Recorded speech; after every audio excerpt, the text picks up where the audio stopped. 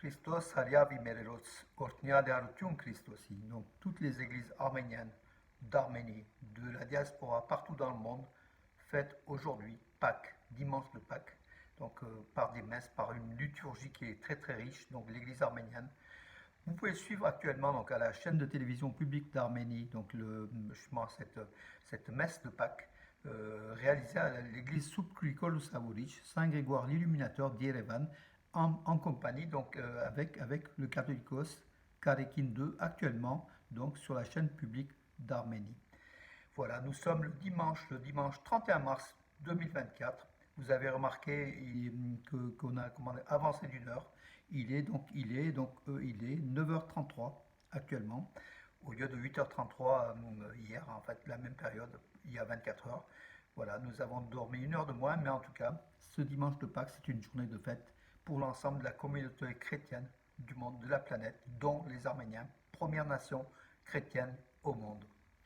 Alors, toujours donc les risques, les dangers autour de l'Arménie se précisent. Nicole Pachinian, hier, à Gümri, lors d'une rencontre avec, donc pas Gümri, donc je crois que c'est Ashtarak, oui, avec une rencontre avec Ardachat, donc hier 30 mars, il a affirmé une rencontre avec ses partenaires de son groupe de politique en fait, a affirmé que pour donc les 4 villages réclamés dans la région de Tavush par l'Azerbaïdjan, il a affirmé que il est évident que l'Azerbaïdjan cherche des prétextes pour déclencher une nouvelle guerre à grande échelle dans la région. Donc c'est en fait, oui, c'est une déclaration lourde de sens. De son côté, l'Azerbaïdjan, donc j'ai vu les dépêches de ce matin, donc les dépêches de la presse azérie, affirme de son côté qu'il y a des mouvements de troupes arméniens aux frontières de l'Azerbaïdjan, près des frontières entre l'Arménie et l'Azerbaïdjan. C'est peut-être de la désinformation, l'intox totale des deux côtés d'ailleurs, voilà, mais donc en tout cas, le risque de guerre pour l'Arménie est toujours présent, malheureusement. Donc, en ce jour de Pâques, plutôt qu'on fête donc la résurrection de Jésus, mais celle de la nation arménienne, la résilience de la nation arménienne est toujours là. Mais les dangers, les nuages noirs sont au-dessus des têtes de l'Arménie qu'on doit protéger becs et ongles. Un peuple millénaire qui a 5000 à 8000 ans d'histoire ne peut pas se permettre d'être, comment dirais-je, au XXIe siècle, d'être agressé par des peuples voisins, ennemis, depuis le génocide de 1915, et qui continue. Ça sera le thème de l'association culturelle Arménia lors d'un débat. Est-ce que ce génocide aujourd'hui est d'actualité? Bien évidemment, la réponse est oui. Voilà. L'Azerbaïdjan désire réaliser un génocide des Arméniens avec la complicité des Turcs pour éliminer l'Arménie de la carte, pour faire une jonction territoriale de la Turquie jusqu'aux confins de l'Asie, tout simplement. Alors, oui, une conférence internationale sur le génocide des Arméniens se tiendra en octobre prochain au Musée Institut du génocide à Yerevan. Donc, il y a ceux qui veulent, comment dirais-je, aller donc faire enfin, participer à ce forum, à cette conférence, peuvent s'inscrire. Donc, j'ai donné tous les éléments. C'est le musée, donc, Musée Institut du génocide qui a publié hier le détail. Donc c'est avec aussi l'université de Poitiers en France, donc cette conférence internationale sur le génocide des Arméniens, c'est une bonne chose. Mauvaise chose, environ 11 000 personnes déplacées de force de l'Artsakh qui étaient venues en Arménie auraient émigré d'Arménie selon le responsable des droits humains de l'Artsakh, Geram Stepanian. Il affirme pire que ce chiffre pourrait même être autour de 15 000 personnes. Donc les 100 000, 105 000 personnes déplacées de l'Artsakh qui sont arrivées en septembre en Arménie. Donc il y aurait entre 11 000 et 15 000, les plus pessimistes, qui auraient quitté l'Arménie par manque d'emploi, par manque de confort. Et puis l'argument, ils vont surtout au sud de la Russie, où la vie est moins chère qu'en Arménie. Donc voilà, vous voyez qu'en Arménie, la vie est chère du fait justement de la nouvelle immigration russe ou ukrainienne. Arrivée en Arménie, les prix ont augmenté. Et ces réfugiés ne trouvent pas, comment dirais-je, économiquement, ils sont en situation difficile du fait des prix importants, aujourd'hui en Arménie en fait. Voilà, les salaires ont aussi augmenté, mais la vie coûte cher. Voilà. Zakir Hassanov, comment dirais-je, le responsable de l'armée de l'Azerbaïdjan, en fait, le ministre de la Défense, a reçu des instructions pour maintenir le niveau de préparation au combat à la frontière avec l'Arménie. Donc voilà, donc aussi Bakou se met en alerte rouge, prêt au combat. Alors, c'est souvent de la désinformation, ils font souvent ça, les Azéris, pour attaquer, hein. Voilà, donc aussi, le risque est permanent, il est de plus en plus réel. La remise des territoires à l'ennemi entraînera l'encerclement des villages de Kirans et de Perkaper des trois côtés, affirme l'iranologue Vartan Voskanian, avec des cartes à l'appui. Et puis, par rapport à ce qu'a révélé Nicole Pachignan, la transmission de quatre territoires proches des villages arméniens va mettre en danger au moins deux villages arméniens qui seront encerclés. Et puis, en fait, cette remise de terre à l'Azerbaïdjan fera que par quatre fois, la route dans cette région du Davouche, les routes nationales seront pratiquement à proximité de la frontière, donc donc danger imminent pour je pense, la circulation à l'intérieur du territoire de l'Arménie, par exemple pour aller à Tbilissi, pour aller en Géorgie. Donc ces routes-là sont aussi proches, notamment à Noyen-Perian, et pas loin de d'Itchevan, hein, qui est le chef-lieu de cette région de Davouch, hein, au nord-est de l'Arménie, frontalière de l'Azerbaïdjan et de la Géorgie. L'ambassadeur de Russie en Arménie affirme: je n'ai aucune raison de croire que la Russie abandonne ses engagements en Arménie. Donc en fait, le partenaire stratégique aujourd'hui, par les mots, par Sergei Kopyrkin, l'ambassadeur de Russie à Yerevan, il a affirmé qu'en fait l'alliance entre la Russie, stratégique entre la Russie et l'Arménie se poursuit, bien sûr parce que l'Arménie veut voir les troupes russes partir, hein, d'Arménie.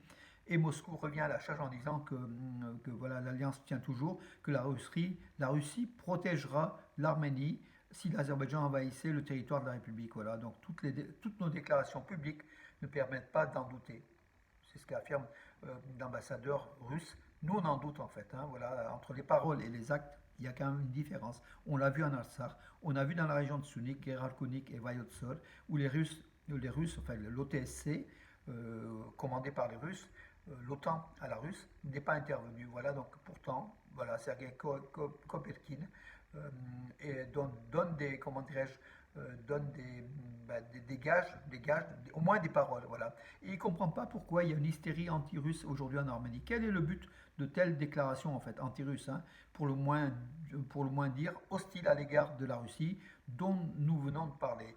Est-il nécessaire que la Russie remplisse ses obligations, ou devons-nous créer une situation telle qu'elle ne remplirait pas ses obligations car elle servirait une certaine logique, affirme donc Sergei Kopyrkin, qui affirme que la Russie a obéi, a réalisé ses obligations envers l'Arménie, ce qui est tout à fait faux. Voilà. Euh, alors, euh, là je l'ai dit, pardon, excusez-moi, donc pour ce dimanche de Pâques.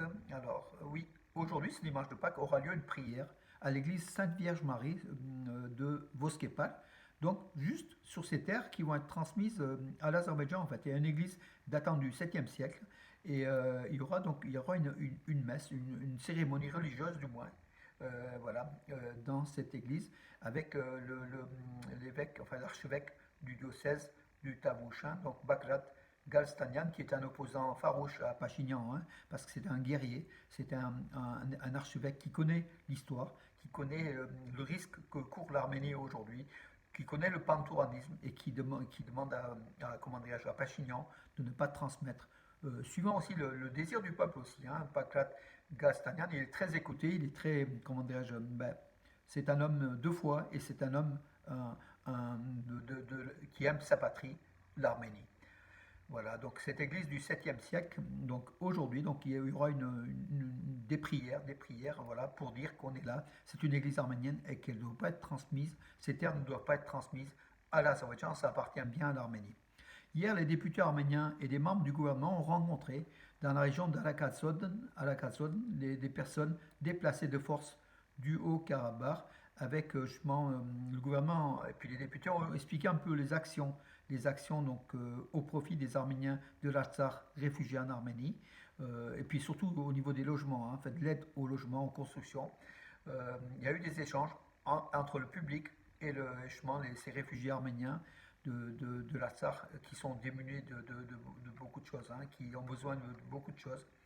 Et l'Arménie propose, donc c'était a eu lieu, donc pardon, c'était avant-hier, à Ashtarak ça s'est passé, hein, dans la région d'Arakatsod, Ashtarak qu'on connaît. très très bien, ici surtout à Valence et à Privas, puisque en fait les écoles de musique sont jumelées.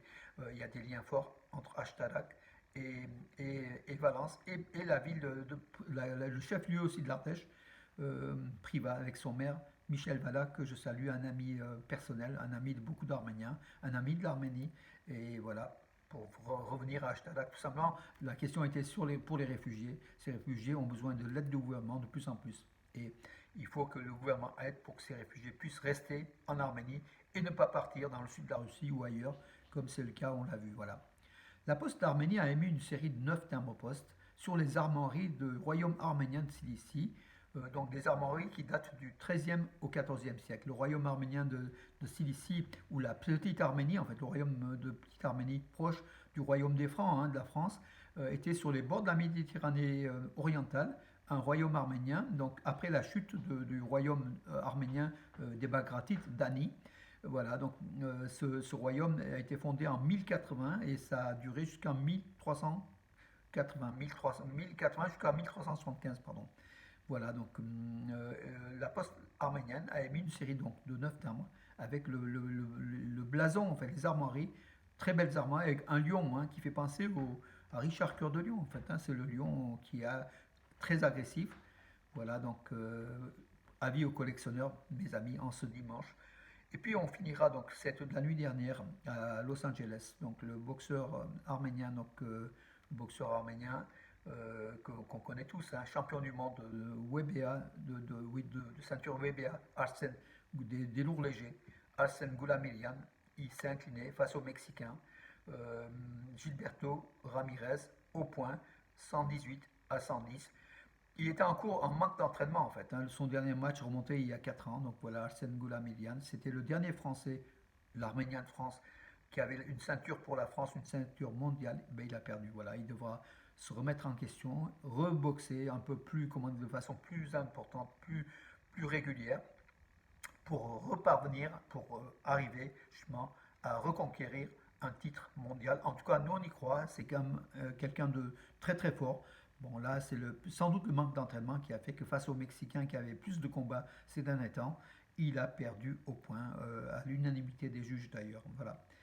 Voilà, mais et puis bon, Bijakcihan, donc en football, donc donc Bijakcihan, c'est l'international arménien, donc l'attaquant arménien originaire de Gumri, euh, la deuxième ville d'Arménie, mais ville des hommes forts, de tous les lutteurs, boxeurs, haltérophiles d'Arménie, et même les footballeurs, on le voit, sont souvent issus de cette ville de Gumri qu'on salue, que je salue, notre ami Simon Melkonian, membre de l'association Arménia, et puis député de l'Arménie occidentale, qui est originaire de Gubli, qui vit ici à Valence, voilà, et qui est très attaché à Gubli, c'est normal.